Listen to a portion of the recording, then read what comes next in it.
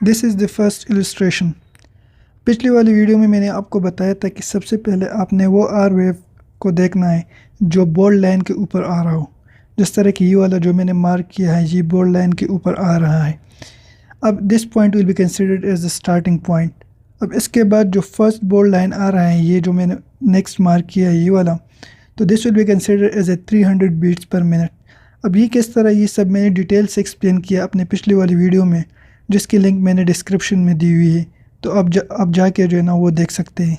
अच्छा, अब इसके बाद जो सेकंड बोल्ड लाइन आ रही है that will be considered as 150। The third one will be considered as 100 beats per minute and the fourth one जिस पर जो है ना दूसरा आर वेव पड़ रहा है that will be considered as 75 beats per minute.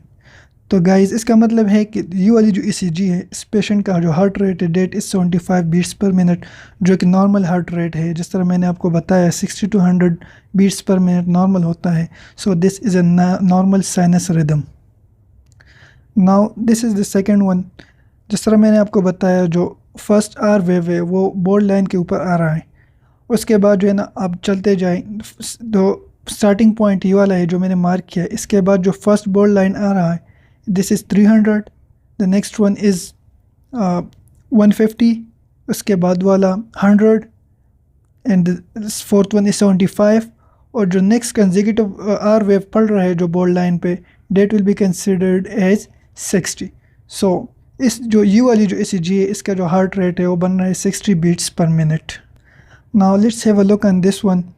इसमें जो है ना आप R wave फाइंड कर ले जो बोल्ड लाइन के ऊपर आ रहा हो। तो ये वाला जो मैंने मार्क किया ये बोल्ड लाइन के ऊपर आ रहा है।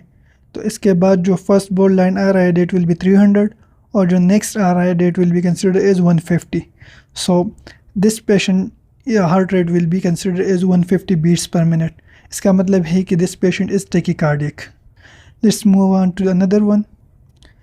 अब ये वाली एग्जांपल आप देख लें, जिस तरह की इसके ऊपर मैंने मार्किंग लगाई हुई है। ये वाला जो है ना हमारा स्टार्टिंग पॉइंट हो गया। इसके बाद ये वाला पॉइंट जो है ना first bold line 300, next one 150, then 100, then 75, then 60 and जो सेकंड आर वेव जिसके ऊपर पड़ रहा है this will be considered as 50। So इस ईसीजी की जो हार्ट रेट है वो है 50 beats per minute. So guys this is very easy. इसमें कोई रॉकेट साइंस नहीं है, बहुत इजी है। आप लोग जो है ना 2-3 एग्जांपल्स खुद से कर ले and then you will master it within seconds. अच्छा गाइस, अब ये वाली एग्जांपल देख ले। ज़रूरी नहीं है कि हमेशा आपका जो आर वेव है वो हमेशा बोल्ड लाइन के ऊपर हो। अब इसका जो आर वेव है it is almost 2.5 small squares away from the bold line. तो इसको अगर हम जो है ना स्लाइटली राइटवर्ड पुश करें तो सिमिलरली इसके जो बाद जो कंसेक्यूटिव नेक्स्ट जो आर वेव आ रहा है वो भी 2.5 स्मॉल वेव जो स्मॉल स्क्वायर्स जो है ना वो at a distance from the board line है, तो वो भी जो है ना वो इसी डायरेक्शन में पुश होगी ना। सिमिलरली तो दोनों आर वेव जो है ना हम कंसिडर करेंगे कि ये बोर्ड लाइन पे आ गए हैं। तो फिर आप यहाँ से कैलकुलेशन स्टार्ट कर ले। This one will be consider as 300, then इसके बाद वाला जो है ना ये वाला 150, 100, 75, 60, 50 and then this will be consider as 40। जो आर वेव बोल्ड लाइन के ऊपर आ रहा है नेक्स्ट वन, तो that will be consider is 40। So guys ज़रूरी नहीं है कि हमेशा जो आर वेव है वो बोल्ड लाइन के ऊपर आ जाए। आप जो है ना खुद से इमेजिनेशंस में स्लाइटली लेफ्टवर्ड या राइटवर्ड इसको मूव कर सकते हैं, लेकिन याद रहे कि आपने अगर एक आर वेव को जितना स्मॉल स्क्वायर एक डायरेक्शन में मूव किया है तो नेक्स्ट आर वेव है इसको भी आपने उसी डायरेक्शन में और सेम डिस्टेंस पे आपने मूव करना होगा। तो इसी तरह जो है ना आपका रेट इससे कैलकुलेट हो जाएगा।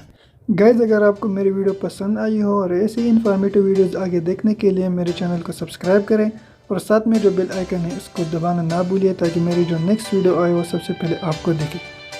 Thank you for watching. Till then keep sharing and keep smiling.